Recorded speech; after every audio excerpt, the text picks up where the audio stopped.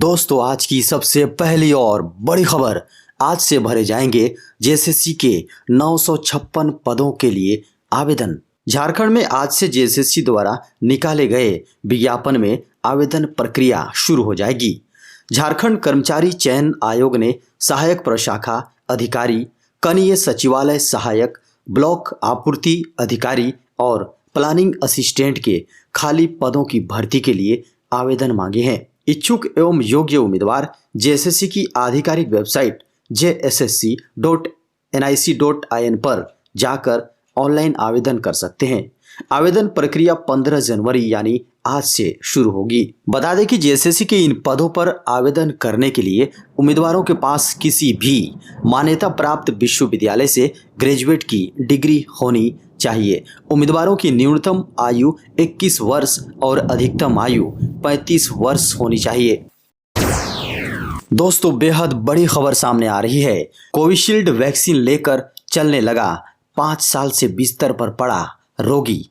दोस्तों, झारखंड में दुर्घटना के कारण 5 साल से बेड पर पड़े 55 साल के व्यक्ति पर कोविशील्ड की खुराक ने जबरदस्त असर किया है। डॉक्टरों का कहना है कि कोरोना रोधी दवा की पहली खुराक लेने के बाद उसने बात करना और चलना फिरना शुरू कर दिया। झारखंड के बोकारो के पेटरवार प्रखंड के टकाहा गांव के रहने वाले 55 वर्षीय दुलार चंद मुंडा पिछले 1 वर्षों से गंभीर रूप से बीमार थे। वे बेड से हिल भी नहीं पा रहे थे।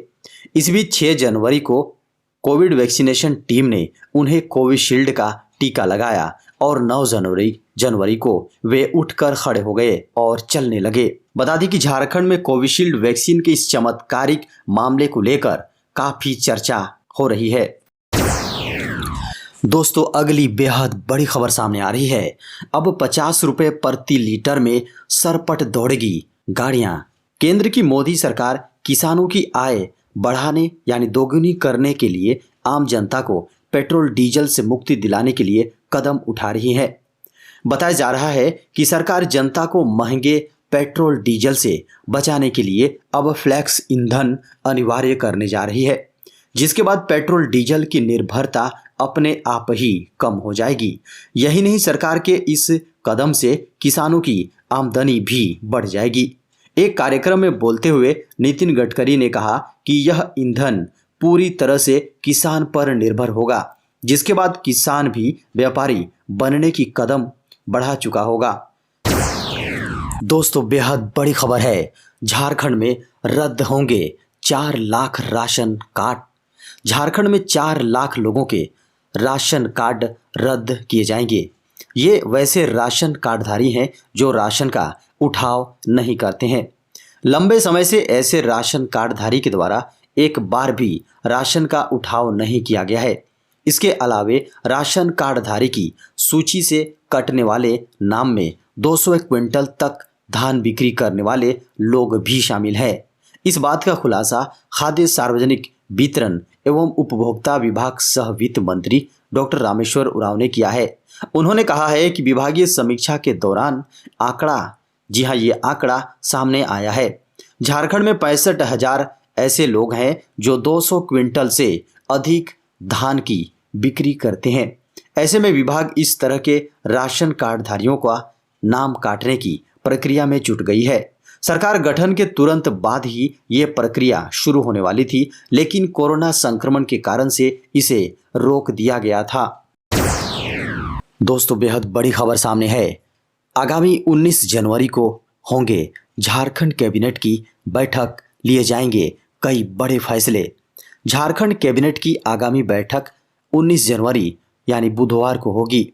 मुख्यमंत्री हेमंत सोरेन की अध्यक्षता में होने वाली यह मीटिंग शाम 4 बजे से प्रोजेक्ट भवन सचिवालय सभागार में होगी। बताया जा रहा है कि इस बैठक में राजधानी रांची के सीरम टोली से राजेंद्र चौक होते हुए मेकॉन चौक तक फ्लाईओवर निर्माण की योजना को मंजूरी मिल सकती है। 337 करोड़ की लागत से इसे बनाया जाएगा। इसके अलावा नेवरी से नामकुम, दुर्गा सोरेन चौक व विधानसभा नया सराय तक 4 लेन सड़क की मंजूरी मिल सकती है। इसके अलावा बैठक में कुछ विभागों की नियमावलियों पर भी मंजूरी दी जा सकती है। अगली बड़ी खबर सामने है। पेंशन संबंधित शिकायतों के निराकरण के लिए रक्षा मंत्रालय ने बनाया ऑनलाइन पोर्टल। रक्षा मंत्रालय ने पूर्व सैनिकों और उनके आश्रितों की पेंशन संबंधी शिकायतों को सुलझाने के लिए एक ऑनलाइन पोर्टल तैयार किया है। रक्षा मंत्री राजनाथ सिंह ने शुक्रवार को इसकी घोषणा की। पूर्व सैनिक दिवस के मौके पर राजनाथ सिंह ने कहा कि यह पोर्टल उन्हें पूर्व सैनिक कल्याण विभाग के साथ सीधे शिकायत दर्ज करने का अवसर प्रदान करेगा। उन्होंने ट्विटर पर कहा कि ईएसएम और उनके आश्रितों को पारिवारिक पेंशन संबंधी शिकायतों के तेजी से निवारण के लिए पोर्टल की स्थापना की घोषणा करते हुए मुझे खुशी हो रही है। उन्होंने कहा कि यह पोर्टल मौजूदा और भविष्य के सैन्य पेंशन भोगियों की मदद करेगा। दोस्तों, अगली बेहद बड़ी खबर है। रुक रुक कर बारिश के कारण झारखंड में बढ़ी ठंड। दोस्तों, झारखंड में रुक रुक कर हो रही बारिश के कारण तापमान में भी गिरावट दर्ज की गई है। बारिश के कारण कनकनी भी बढ़ गई है। इससे आम लोगों के जनजीवन प्रभावित हुए हैं। लोग अपने घरों में दुबके हुए हैं। शुक्रवार दिन भर बादल छाए रहे। इसके अलावा राजधानी झारखंड की राजधानी रांची के आसपास के क्षेत्रों में हल्की बारिश भी हुई। मौसम विभाग के अनुसार शनिवार को भी दिन भर बादल छाए रहने की संभावना है। बताया जा रहा है कि 17 जनवरी से कोहरा और धुंध के साथ आकाश साफ हो जाएगा।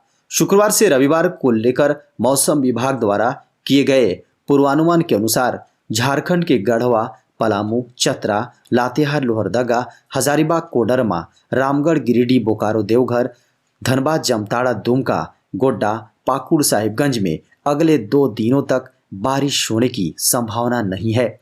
जबकि रांची, गुमला, खूंटी, सरायकेला, खरसावां, सिमडेगा, पूर्वी सिंहभूम और पश्चिमी सिंहभूम में अगले 2 दिनों में बारिश की संभावना व्यक्त की गई है। देश में बीते 24 घंटे के दौरान मिले 90,000 नए मरीज। देश में शुक्रवार को कुल सक्रिय मामलों में 13 लाख का मामलों ने 13 लाख का आंकड़ा पार कर दिया है। शाम 6:30 बजे तक बीते 24 घंटे के दौरान 90,542 नए मामले सामने आए हैं। इस दौरान 36,889 लोग रिकवर हो गए हैं, जबकि 63 लोगों की मौत हुई है। अब देश में 13,19,789 कुल सक्रिय मामले हो चुके हैं। देश में अब तक कुल 3,66,00,000 लोग संक्रमण की चपेट में हैं, जिनमें से 3.48 करोड़ लोग रिकवर हो चुके हैं। अब तक 4,85,413 लोगों की मौत हो चुकी है। दोस्तों, अगली बेहद बड़ी खबर है। सिमडेगा मॉब लिंचिंग मामले की जांच करेगी सीआईडी। दोस्तों, सिमडेगा के कोलेबिरा में भीड़ के द्वारा मारे गए संजू प्रधान की हत्या के मामले में अब सीआईडी जांच करेगी।